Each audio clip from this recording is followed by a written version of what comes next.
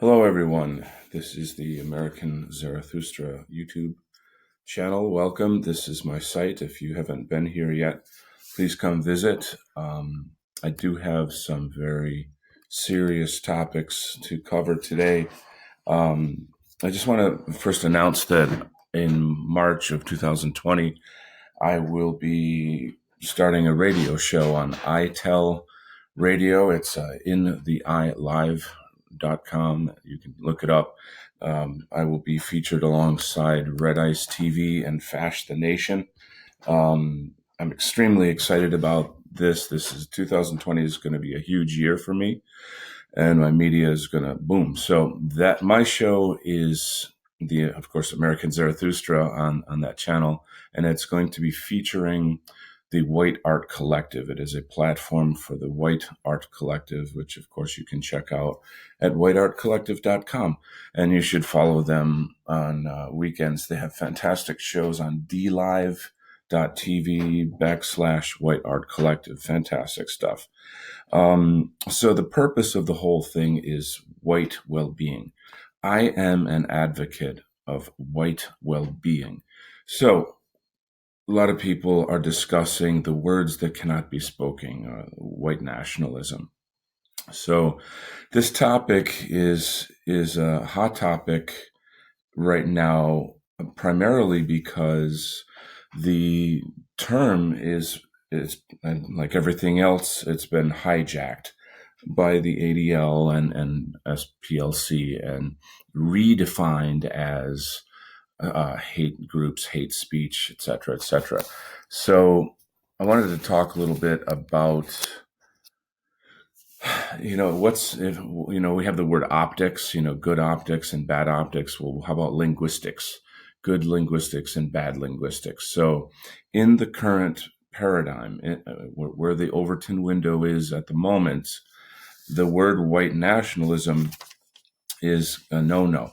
So, I'm not trying to say what I have to say to kind of cuck or appease, either the left or the right here. I'm just having a discussion about this term, where we're at in it, and how it operates within the political paradigm. So, for starters, I wanted to talk about going back in time, looking at and researching World War II, communism, the Jewish plot against Germany to destroy Germany and Russia. And as we learn more and more and more about this, it appears that Jewish elites were behind it all, that they started World War II, and their plan was to just utterly erase Germany, and that completely changes the narrative, right? Everyone in the alt-right or the dissident right or anyone who's woke, they know these things. So if you don't know these things, and this is a shock to you, then there's plenty of resources out there. The real question is, you just simply have to want to know the truth. So many people guard the lies that they've been taught, because then they have to change, and they don't want to change. Not only that, they're afraid of what their friends, family, and coworkers or whatever, their peers will say or do. And once you do know the truth, you suddenly realize the danger of knowing the truth. So that's where organizations, hate groups like the ADL, SPLC, come in, because they hate us and they hate the truth. They want to intimidate us. They want to extort money from us legally, quote, legally, through lawfare, by challenging the truth of history and their narrative. So let's kind of start from there and go out. Yeah, I know there's massive amounts of information I'm just flying over, but I want to get to a key point in all this. So if you're woke and you're with me, you'll be able to follow this. If not, you got a lot of research to do. But you could start with looking at the Morgenthau plan, the Agenda 21. There's many sources of information out there. So, and by the way, when I use the word Jews, I don't mean all Jews. I guess I'm referring to elite Jews or communist Jews, Zionist Jews. But at the core of it, though, I believe is this notion that all people need a homeland, and that there's something inherent in the belief that we are the chosen people. That the Jews believe they're the chosen people of God, and I think what comes with that, is to my understanding, is that they own the world and everything in it. And so from this religious dogma comes a great deal of problems. It's a kind of, let's look at it through a psychological lens. To not have a homeland and to be a kind of a diaspora, living almost like gypsies in all these different countries and being persecuted. And not only that, having a history of slavery in Egypt and all these things, that how does that formulate the Jewish identity? It's a very interesting and serious subject of study. So I'm kind of approaching it more from that perspective. So the problem is, though, is that we have this, what I would call a sort of a dichotomy of opposites. One thing begets another, a connection of things where there's waves on the ocean. When they rise, then the energy of them rising forces them to fall, and then it's just this undulation of up and down and in and out, and it's a kind of a natural force in the universe, if you will, a sort of yin yang, the relationship of opposites. So I don't think Christians obviously don't see themselves as opposites to Jews. They're taught to love Jews and protect them. But I'm talking more from an indigenous European perception. So let's move forward here. My feeling is that Hitler meant to move the Jews out of Germany to Madagascar. There was never a plan to exterminate them. The idea was to move them to Madagascar. And when you have to understand, in the rules of war, when one ethnic group is associated with the enemy, then they are enemies of the state, and therefore they're either put in camps or they're deported, right? America did that with Japanese people in World War II. And, fair or not fair, it's a state of war, and it's very easy for spies and etc. I don't need to explain that. So where I'm going with this, is that if the Jews had their own homeland, which of course they have Israel, but let's just think this through. Pre-World War II, had they gone to Madagascar, as Hitler had planned, which is a crazy idea, but amazing at the same time. I think Madagascar right now would be something like Australia. It would be a bustling, healthy country, and with all kinds of infrastructure and economy. The Jews are extremely intelligent and creative people, and if they had their own world where they did not have to define themselves as the vine on the tree of the Aryan world, the sort of I'd say this, but the parasites of the Aryan world, the Roman Empire, then they could have prospered, I feel. And I know this is kind of fantastic to talk about. I'm just theorizing, but my point I'm getting at is you do you.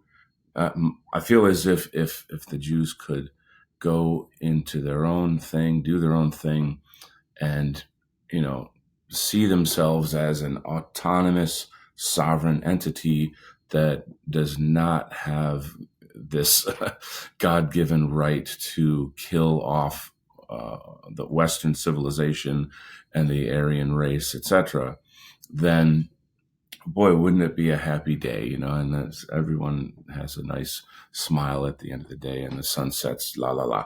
Well, that's a fantasy, but it could be a reality if we understood the sort of socio-cultural, psychological relationship between Westerners and Jews. And so the point I'm getting at is to come up with a solution to this problem. They are already I mean, the plan to infiltrate and take down Western civilization, I'd say is in like its 11th hour. It's where whites are in a massive state of crisis. And when whites stand up and say, we want our sovereignty, leave us alone. It's okay to be white. And the use of the term white nationalist, when that is criminalized, when that term white nationalism is criminalized, you're criminalizing white well-being. So now we're going to kind of get down into some discussion on that. There's a speech I heard recently with Bernie Sanders saying, we will fight racism and white nationalism, blah, blah, blah, and everyone, rah, they all roared for him. And, racism, it just codifies that concept that only whites are racist and that whites have no right to their autonomy or sovereignty, and that we're going to fight it to the end, that we're going to crush whites. Because that's the problem with this, is that there's masks on top of masks. There's layers of words that kind of insulate the truth. And, it's very hard, apparently, for most people to see through that. Now, the left are either low IQ or too feminized or too emotional, or who knows, but they can't see the truth. The people on the right can see the truth, but we're made to be afraid of it. We're made to be silent through the lawfare and structure of politics, media, and law. And I want to say that I want to call out hate groups like the ADL who control these things. So let's talk about the cycle of this. How does this work? So let's start off, okay, people like George Soros pay Antifa. Even forget about who pays Antifa. Antifa exists, okay? They are, let's call them the black shirts that are, kind of a gang that can go into any kind of legal public assembly and verbally and physically assault and even kill people who whites and others who are assembling peacefully for whatever reason. So this exists. This should not exist at all, at all, at all. This is America. Such things cannot exist here.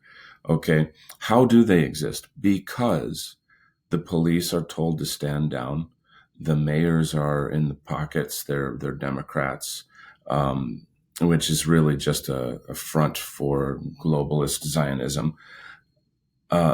The courts are biased. The judges and the juries are that's something you can research. This is, again, I'm flying over a lot of information. And then the media machine, they kind of blow all this stuff up. They, set a fire under the public and get them all hyper and excited. Oh my God, white nationalism, Nazis are on the rise. And again, the term Nazi is just a total skew from the truth of history. So going back, thinking about, Hitler trying to stop communism from destroying Europe. And, I'm not going to get into the machinations of all the gray areas of right and wrong. There were good things and bad things in it all. War is hell. We never should have had that war. There should have been another way. I'm a kind of a hippie at heart, in the sense that, I would always want to go for the peaceful solutions. And anyway, let's just kind of get back to where we're going. So what's happening is that the what is it? White nationalism is now determined a domestic terrorist activity. Well, who made it that way? How did that happen?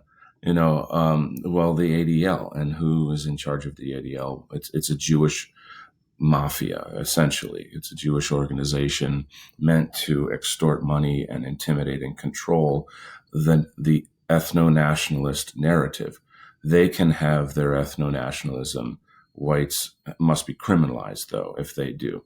So let's keep going. I'm just unraveling this here.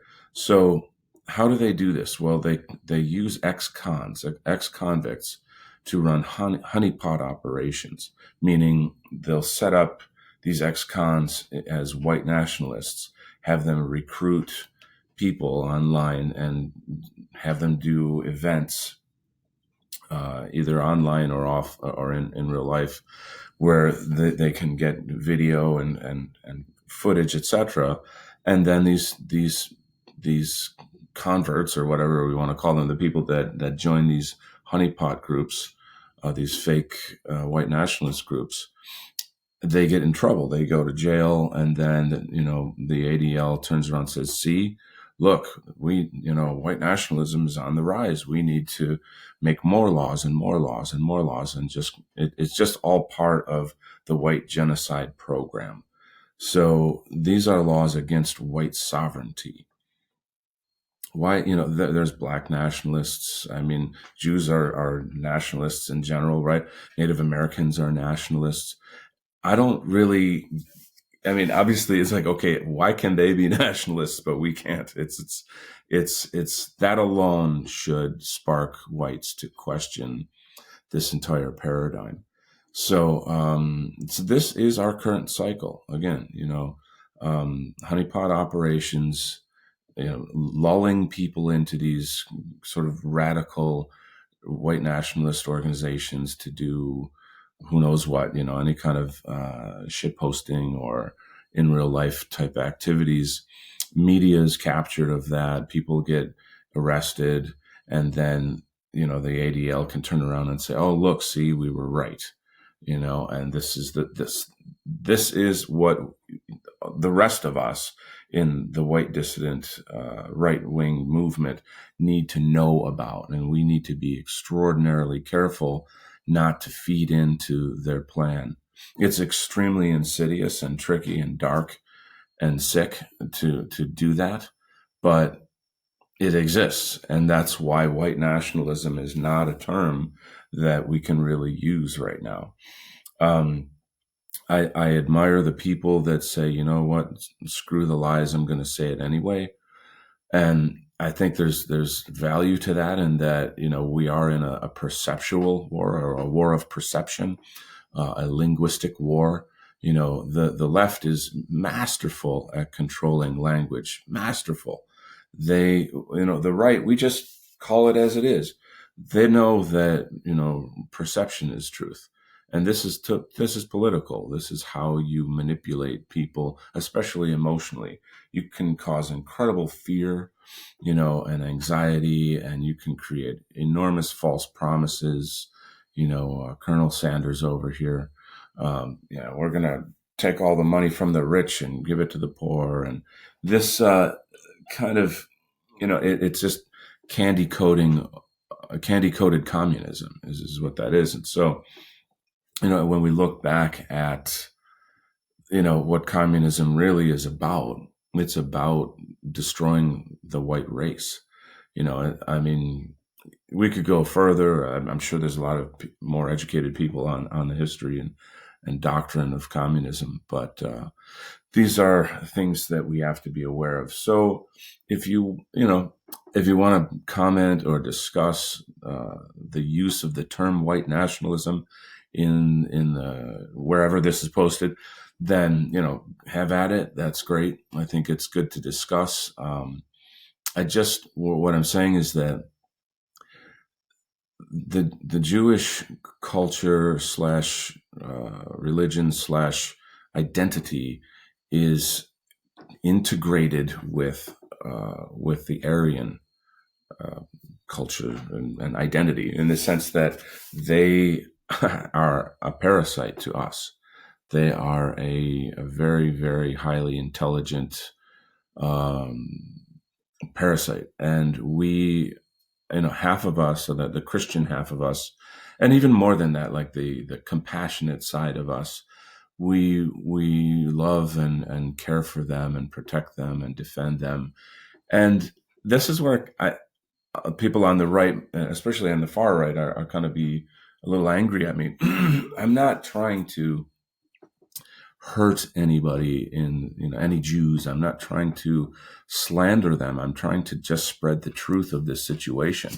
And if anything, I would love it if people like Frame Game Radio came back into the political fold. And here's one of the best alt-right Jewish vloggers out there who made lots of statements on all this stuff. You can go look up Frame Game Radio on YouTube. There's old stuff on there. And he says, we're, as Jews living in places like America, for example, we are guests here and we enjoy incredible benefits from living here. And therefore we should protect America and not try to take it down. That is totally sensible. That's absolutely sensible. Whites can live with people of other races and cultures. We're not these. We're not the I don't know, the kind of inbred incel white nationalists that you see, in Google searches or in ADL pictures or something like that. We are. Oh, you get. I don't have to keep going with that. So what I'm trying to say is acknowledge that you are your own people. You do you, Jews do Jews. Okay. We do Aryans, you do yourself. We can live separately, but at peace. It's a kind of like the Native Americans' first treaty with the Dutch is called the Two-Row Wampum Treaty. And this is a real treaty that it trumps all treaties. It is the umbrella treaty of all treaties with Native Americans. This is essentially two boats on a river that go side by side down the river of life. And it acknowledges, I acknowledge you have your culture and you acknowledge I have my culture. We can trade and live side by side, but we shall never, never interfere with each other. We will respect each other's sovereignty utterly and totally and for all time. Okay, we will teach our children respect the sovereignty of these other peoples, I don't see how hard it is to do that. But if you if you follow the Talmud and you've got to get revenge for things that happened during the Roman Empire, then you're sick. You're twisted. You're the Nazi. You know what I'm saying? I'm calling Jews Nazis. It's kind of a bizarre use of these terms here, especially since the Nazis were really trying to protect themselves from obliteration, right? So isn't this all very ironic? A people that's trying to save themselves from being genocided have their definition removed from them and made the genociders. Isn't that sick? That's what I'm talking about, the control of language, the control of perception, the use of linguistics. So we on the right and the dissident right, in the white well-being sphere, we must be far more savvy, far more sophisticated on the use of language. I think we also must acknowledge that this fear of genocide and persecution and etc. is integral and is woven into the Jewish mind and character. Once again, if granted, they've got Israel, so it's like, okay, what else? What about the Palestinians? That is another can of worms, right? So anyway, these are my thoughts on the whole thing. At present, I cannot claim to be a white nationalist for a number of reasons. I am an advocate of white well-being, okay? And one of the reasons why is that I have a biracial son. My nephews are biracial. Um, disavow me if you must, but my family comes, well, that comes first, but whites are my family too, right? They're my extended family. So I don't see this as a conflict. This isn't a conflict for me. If in the long run there were some form of separation of peoples by ethno states in say North America, I think that would be the best way for a lot of us to solve our problems. However, the question remains, well, what about families like my family, where I would to be forcibly separated by my son or my nephews, to see my family go through this would be agonizing and cruel. And I can't abide by that. I can't advocate for a future where such a thing would happen. So, and not only that, these biracial children, especially ones that are half white, obviously, that's what I'm talking about, they identify very, very strongly, many of them do, with white culture and white identity. So I think in the case of black and white children or mulatto children, that's a lot more complicated. And I would say most of them identify maybe more with being black, but that I can't quantify that. I'm just throwing that out there. Either way, I think the door should be open, and that I advocate for what I would call a Western alliance with people of color and biracial people that are part white. So, for example, with my child, I wouldn't say you're half Asian and you're half white. I would say you're whole Asian and you're whole white, meaning you have the entire you have the entire Chinese history and all of their glorious, accomplishments and all of their shame and terrible things, to say that's part of my lineage, right?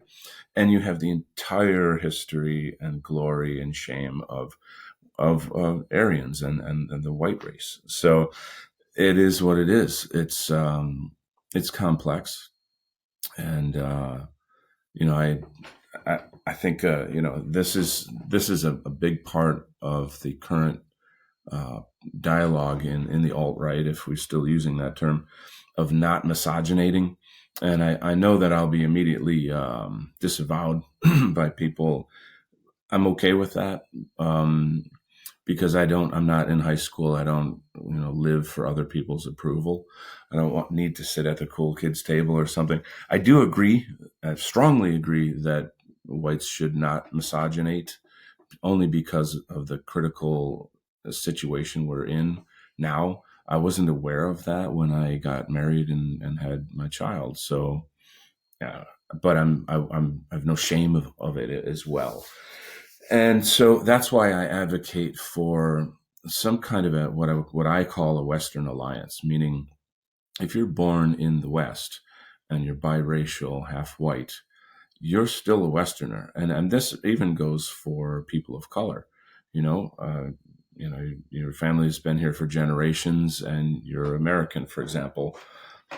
You're not white, but you're American. You speak English. You follow Western law. You're in Western culture. You're maybe Christian. You're a Westerner, and the West is white.